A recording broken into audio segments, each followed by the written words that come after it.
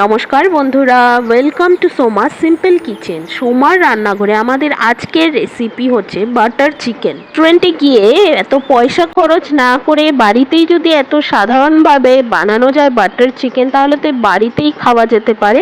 তো চলুন দেখে নেওয়া যাক আমার আজকের রেসিপি বাটার চিকেন।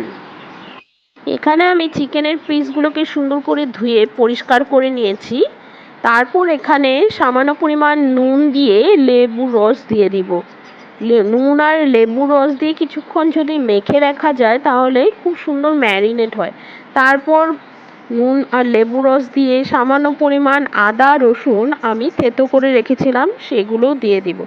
দিয়ে সুন্দর করে সব কিছুর সাথে মেখে নিয়ে আমি এটাকে 10 বা 15 মিনিটের জন্য রেখে দিব। এটা হচ্ছে আমাদের প্রথম ম্যারিনেশন। তা এর থেকে বেশিও যদি রাখতে পারেন বন্ধুরা তাহলে তো অবশ্যই ভালো হবে, কিন্তু আমি এখানে 10 মিনিট রেখেছি চিকেনটাকে মেখে।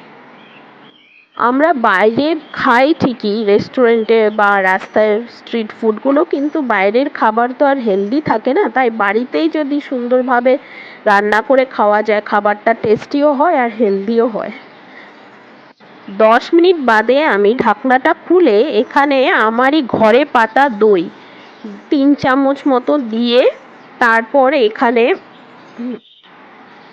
এখানে কিছুটা পরিমাণ কাশ্মীরি মরিচের গুঁড়ো আর সামান্য সর্ষের তেল দিয়ে সুন্দর করে মেখে এটাকে আমি 15 মিনিটের জন্য রেখে দিব। এটা আমাদের হচ্ছে সেকেন্ড ম্যারিনেশন।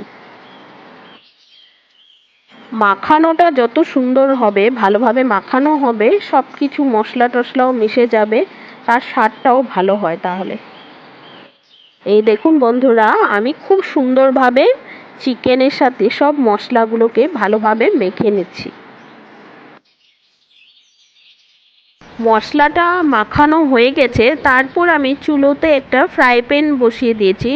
ফ্রাই প্যানটা যখন গরম হবে তখন সেখানে সামান্য পরিমাণ রিফাইন তেল আর বাটার দিয়ে আমরা তাওয়াটাকে গরম করে নেব।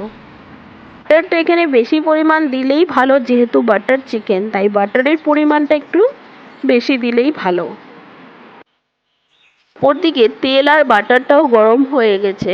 তারপর আমি এখানে আগে থেকে কুচিয়ে রাখা পেঁয়াজগুলো দিয়ে দিব। দিয়ে সামান্য পরিমাণ নুন দিয়ে দেব যাতে পেঁয়াজটা ভালোভাবে সেদ্ধ হয় আর ভাজা ভাজাও হয়। পেঁয়াজগুলো কিছুক্ষণের জন্য নাড়াচাড়া করে তারপর সেখানে আগে থেকে কেটে রাখা টমেটোর টুকরো, তারপর আদা কুচি, রসুন কুচি আর কয়েক টুকরা কাজু বাদাম দিয়ে আবারও সুন্দর করে নাড়িয়ে চাড়িয়ে ওখানে সামান্য পরিমাণ জল দিয়ে একটা ঢাকনা দিয়ে ঢেকে দেব 10 মিনিটের জন্য, যাতে পেঁয়াজ, রসুন, আদা, টমেটো এই সব কিছু খুব সুন্দরভাবে সেদ্ধ হয়ে যায়। 10 মিনিট পর আমি ঢাকা খুলে দেখে নিলাম যে পেঁয়াজ, রসুন, আদা সমস্ত কিছু খুব ভালোভাবে সেদ্ধ হয়ে গেছে। তারপর এগুলোকে ঠান্ডা হওয়ার জন্য রেখে দেব। তারপর চুলোতে একটা ফ্রাই প্যান বসিয়ে ওখানে সামান্য পরিমাণ বাটার আর কিছুটা পরিমাণ রিফাইন তেল দিয়ে এগুলো যখন সুন্দরভাবে গরম হয়ে যাবে তখন সেখানে আগে থেকে ম্যারিনেট করে রাখা চিকেনের পিসগুলো দিয়ে ভেজে নিতে হবে। এদিকে আমার তেল আর বাটারটাও খুব সুন্দরভাবে গরম হয়ে গেছে। তারপর সেখানে আমি আগে থেকেই ম্যারিনেট করে রাখা চিকেনের পিসগুলো একে একে দিয়ে হাই ফ্লেমে এপিট ওপিট করে ভেজে নেব। গ্যাসের ফ্লেমটা হাই ফ্লেমেই রাখতে হবে, না হলে চিকেন থেকে জল বের হয়ে যেতে পারে। তার জন্য হাই ফ্লেমে রেখে আমাদের দু সাইডেই খুব সুন্দর করে ভেজে নিতে হবে চিকেনের পিসগুলোকে।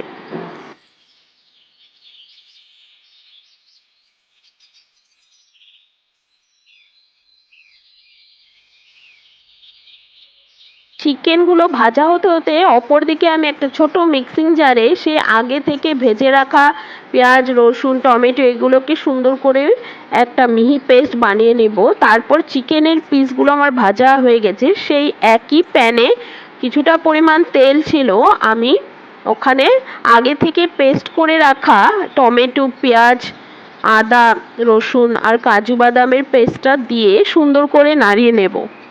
মাঝে মাঝে একটু ভালো মন্দ খাওয়ার ইচ্ছা হয়, তাই বাইরে না গিয়ে যদি রেস্টুরেন্টের মতো খাবার বাড়িতেই পাওয়া যায় তাহলে মন্দ কি। এদিকে আমার মশলাটাও কিছু সময়ের জন্য নাড়ানো হয়ে গেছে। তারপর এখানে সামান্য পরিমাণ কাশ্মীরি মরিচের গুঁড়ো আর নুন দিয়ে আবারও কিছুক্ষণের জন্য নাড়িয়ে নেব।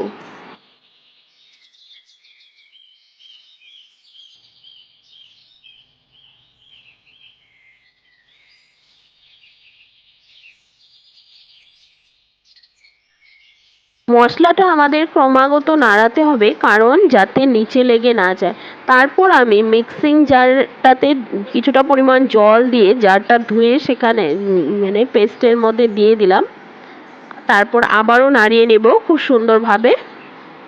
বন্ধুরা, গ্রেভির মধ্যে আমি সামান্য পরিমাণ চিনিও দিয়ে দিচ্ছি, একটু মিষ্টি মিষ্টি লাগলে ভালোই লাগবে, টক মিষ্টি যেহেতু দইও আছে।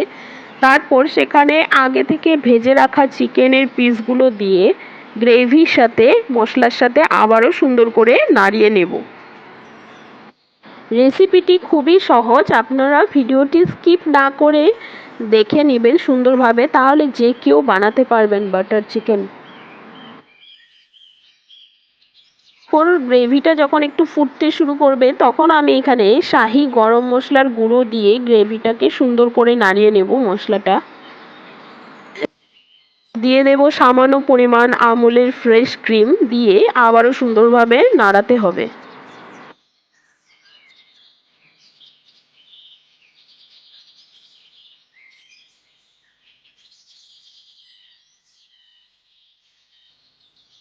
ক্রিমটা দেওয়ার পর তারপর ওখানে সামান্য পরিমাণ কসুরি মেথি ছিটিয়ে দেব, তাহলে এর স্বাদটা আরোই বেড়ে যাবে।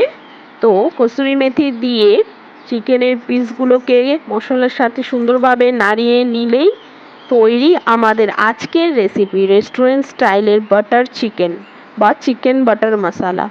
আজকের ভিডিওটি যদি আপনাদের ভালো লেগে থাকে তাহলে প্লিজ লাইক, শেয়ার, সাবস্ক্রাইব করবেন এবং নতুন বন্ধুরা আমার চ্যানেলটিকে সাবস্ক্রাইব করে আমার পাশে থাকবেন। আবারও হাজির হয়ে যাব অন্য কোনো নতুন রেসিপির সঙ্গে। ধন্যবাদ।